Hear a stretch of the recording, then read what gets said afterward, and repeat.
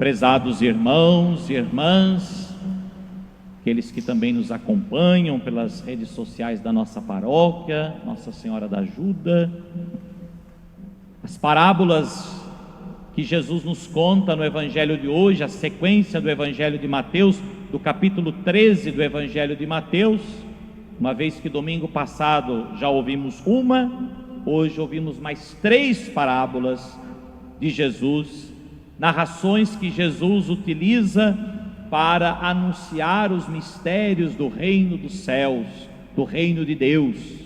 E Jesus usa de imagens, de situações cotidianas, do dia a dia da nossa vida, para justamente nos indicar o verdadeiro fundamento de todas as coisas, para nos indicar o verdadeiro sentido de todas as coisas, e nos mostrar ao mesmo tempo que Deus age, que Deus entra na nossa vida para nos conduzir pela mão, e para nos conduzir para um objetivo, para nos conduzir para uma meta, para nos conduzir para uma realidade que Ele deseja para toda a humanidade, que é a plenitude do reino, que começa já aqui, mas a plenitude do reino é a eternidade, é o céu.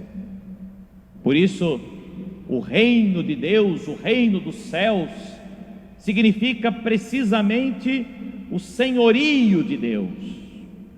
Ou seja, isso quer dizer que a sua vontade, a vontade de Deus, precisa ser assumida por nós. A vontade de Deus, meus irmãos, precisa ser assumida como critério guia da nossa existência. Critério guia da nossa existência. Ou seja, a vontade de Deus tem que ser o critério que nós usamos para todas as coisas, para as nossas escolhas, para as nossas decisões, para as nossas ações.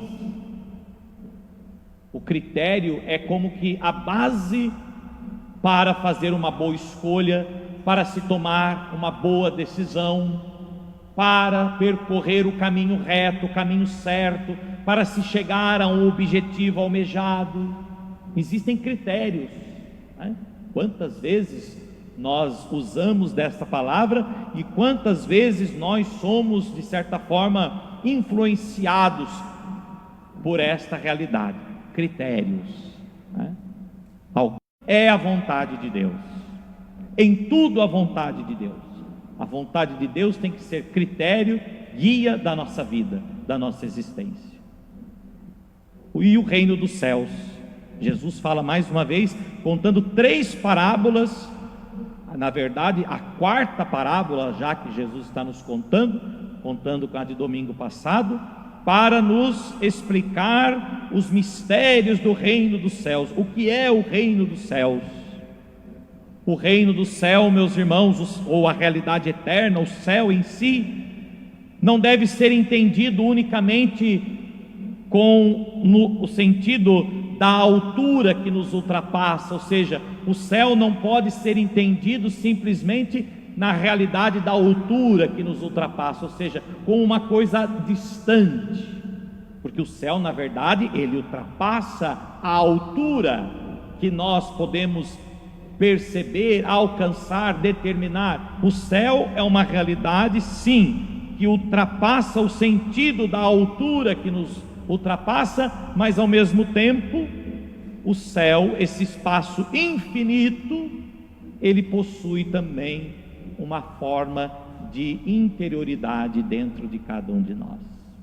Ou seja, o céu é uma realidade que ultrapassa a altura, mas ao mesmo tempo é uma realidade próxima, uma realidade que está junto, unida a nós. Por isso a expressão que nós usamos quando nós queremos dizer que alguém se foi, que alguém morreu, que alguém foi para Deus, ele foi lá para o céu, né?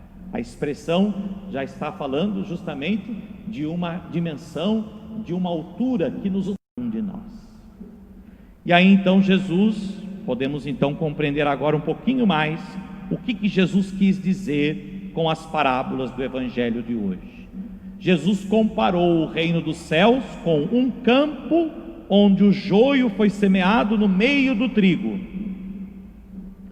Comparou também o reino dos céus a uma semente de mostarda, que é a menor de todas as sementes, e que quando cresce, fica maior do que todas as outras plantas, de tal forma que os pássaros vêm fazer ninhos em seus ramos. E comparou ainda o reino dos céus a uma porção de fermento que uma mulher pega e mistura com 3 porções de farinha. Tudo isso Jesus usa para nos levar a compreender que dentro de nós foi semeado algo pequeno e escondido. O que é o fermento na massa? Algo pequeno e escondido. A semente de mostarda, então, não sei se alguém aqui já teve oportunidade de ver, é uma pequenina semente. Se eu tirar os óculos, nem enxergo essa semente, tão pequenina que ela é, um cisquinho, né? E assim também o joio, quando é semeado também no meio do trigo. Então vejam, Jesus usa de realidades que no primeiro momento são pequenas, escondidas. No entanto, ambas possuem uma força vital insuprimível. E quer dizer essa palavra? Uma força insuprimível, uma força que não se pode cortar, uma força que não se pode eliminar. Vejam que interessante. O fermento na massa é algo pequeno, escondido e que faz a massa crescer, e que faz a massa chegar ao seu objetivo. Assim também como a semente de mostarda, tão pequenina na terra, que lançada na terra é quase que desaparece na terra, e no entanto se torna uma grande árvore.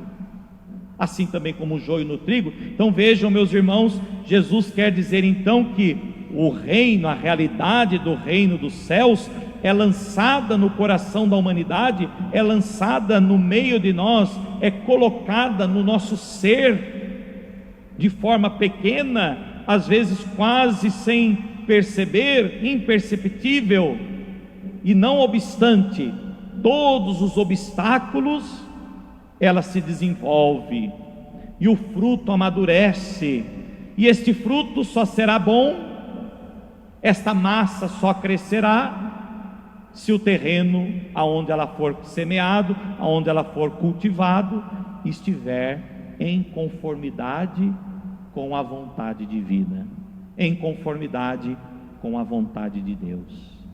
Vejam, meus irmãos, Deus, quando colocou a semente da vida eterna em nós, pelo batismo, semeou em nós a semente da vida eterna, a semente da eternidade. Pois bem, Deus não quer que nós permaneçamos apenas uma semente, mas Ele semeou de um modo muito pequeno, frágil, aquilo que na verdade contém uma força insuprimível, que é a vida eterna. O que Deus deseja é que essa semente, lançada no coração do homem, cultivada pelo homem, cresça, se desenvolva e se desabroche para Deus.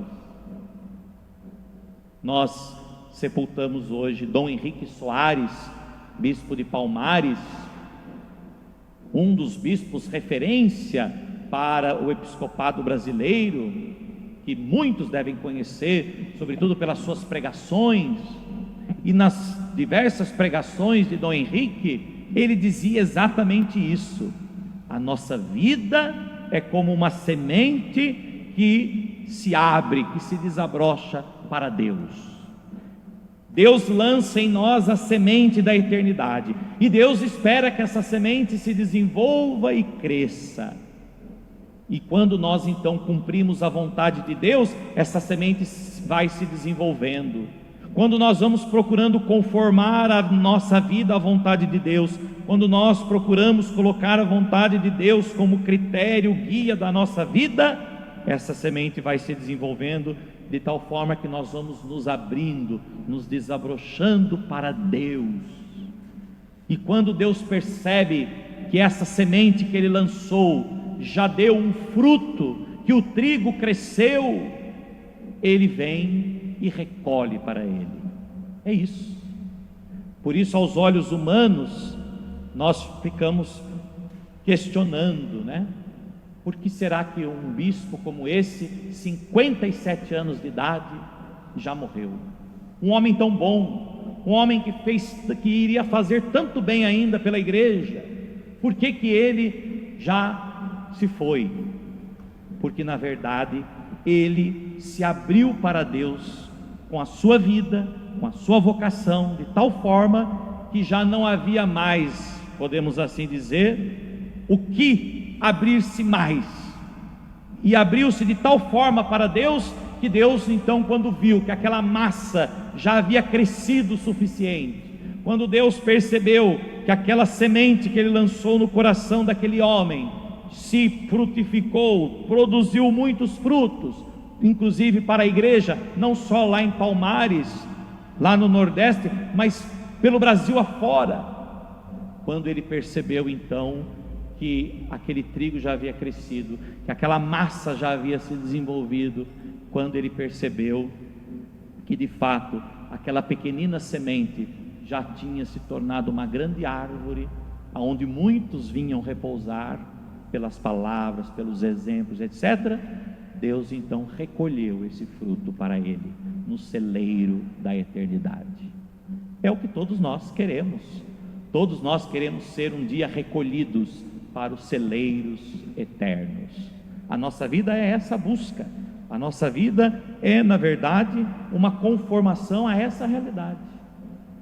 Porém, a parábola também de hoje fala sobre o joio. O joio também cresce no meio do trigo. O joio é lançado no meio do trigo, ou seja, Deus lançou a semente da vida eterna em todos nós. Deus lançou o que é de bom, de melhor, mas o inimigo veio e lançou também o joio, o pecado. E muitas vezes então, quando nós, ao invés de fazermos como critério guia da nossa vida a vontade de Deus, e fazemos como critério guia da nossa vida o pecado, é o joio que vai crescendo, é nós nos tornando um pouco joio, mas a nossa essência, podemos assim dizer, nós somos trigo, não somos joio. Deus lançou em nós o trigo, o joio também acabou sendo lançado pelo inimigo, como diz a parábola, mas ao crescer o trigo se desenvolve e o joio é arrancado fora e o trigo é recolhido. E assim eu concluo a minha reflexão. Santo Agostinho, ele diz, comentando esta parábola, que muitos primeiros são joio e depois é que se tornam trigo.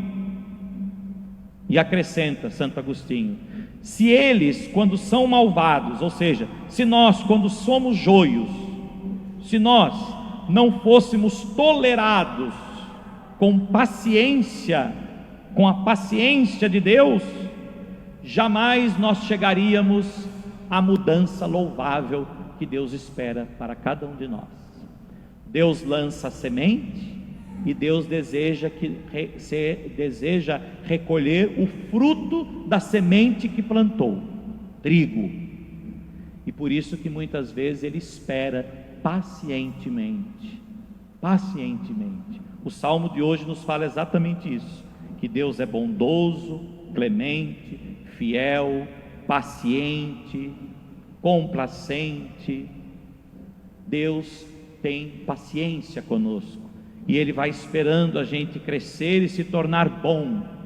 Ele vai esperando a gente se tornar trigo, a gente se tornar uma espiga farta, e aí então Ele vem e nos recolhe para o seu celeiro. Por isso, quando nós perdemos alguém tão bom, que nós nos lembremos desta parábola. Se certamente aquela pessoa tão boa já foi recolhida tão cedo, certamente é porque ela já cumpriu o seu objetivo, certamente é porque ela já se desenvolveu de tal forma que já pôde, como diz o final do Evangelho de hoje, brilhar como o sol no reino de seu Pai. Assim diz Jesus no final do Evangelho. Então os justos brilharão como o sol no reino de seu Pai.